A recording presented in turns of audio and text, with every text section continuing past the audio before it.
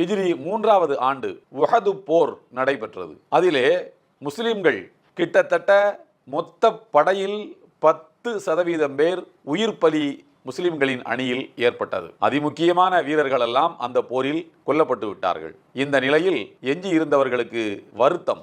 நபிகள் நாயகம் ஸல்லல்லாஹு அலைஹி வஸல்லம் அவர்களுடைய பற்கள் உடைக்கப்பட்டன. அவருடைய தாடை இலிருந்து இரத்தம் வழிந்து கொண்டிருந்தது. இந்த காட்சியெல்லாம் அவ்வளவு எளிதிலே மறக்கக்கூடியது அல்ல.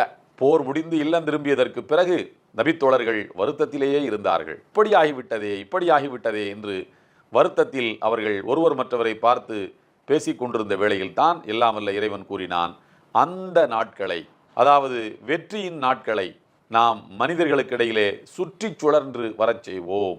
ஒரு முறை உங்களுக்கு வெற்றி கிடைத்ததென்றால் மறுமுறை எதிரிகளுக்கு வெற்றி கிடைக்கும். இதற்காக ஏன் போலி தத்துவங்கள் வெற்றி பெற வேண்டும்? உண்மையான நீதி அல்லவா வெற்றி பெற வேண்டும்? சத்தியமான இறை மார்க்கம் அல்லவா வெற்றி பெற்றிருக்க வேண்டும்? ஏன் போலி தத்துவங்கள் வெற்றி பெறுகின்றன என்று கேட்கிறீர்களா? வெற்றியின் காற்று அந்த பக்கமும் ஏன் அவ்வப்போது வீசுகிறது என்று உங்களுக்கு கேள்வி எழுகிறதா?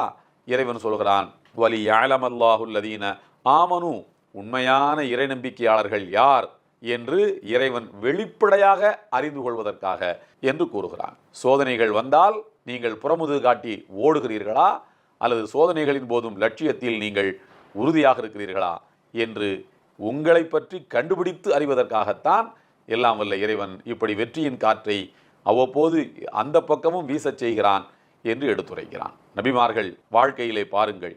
இறை தூதர் அய்யூப் நபி அவர்கள் உடல்நலக் குறைவினால் பாதிக்கப்பட்டிருந்தார்கள். அவர்களின் உடல்நலக் குறைவு எந்த அளவுக்கு இருந்ததென்றால் மக்கள் அவர்கள் அருகிலே நெருங்கி வருவதற்கு தயங்கினார்கள். அப்படி ஒரு உடல்நலக் குறைவினால் அவர்கள் பாதிக்கப்பட்டிருந்தார்கள். அவர்களுடைய இல்லத்தினரெல்லாம் அவரை விட்டு சென்று விட்டார்கள். அப்படிப்பட்ட நிலையில் எல்லாம் வல்ல இறைவனிடத்தில் அவர்கள் மன்றாடி கொண்டே இருந்தார்கள். என் இறைவா, என்னை ஒரு கடுமையான நோய் வந்து தாக்கி இருக்கிறது, நீ அன்புமிக்கவன், இரக்கமுள்ளவன் என்றுதான் கேட்டார்கள். அந்த நோயை குணப்படுத்து என்று கூட அவர்கள் கேட்கவில்லை. அப்படிப்பட்ட ஒரு உறுதி வாய்ந்த நம்பிக்கை. இந்த நோயை இறைவன் நாடினால் குணப்படுத்துவான். நம்மை கொண்டு இந்த உலகத்தில் ஏதேனும் காரியங்கள் நடக்க வேண்டும் என்று இறைவன் நாடி இருந்தால் இந்த நோயை குணப்படுத்துவான் என்ற நம்பிக்கை அவர்களுக்கு இருந்தது. அதோடு அவருடைய வாழ்க்கை முடிந்து விட்டதா? இல்லை.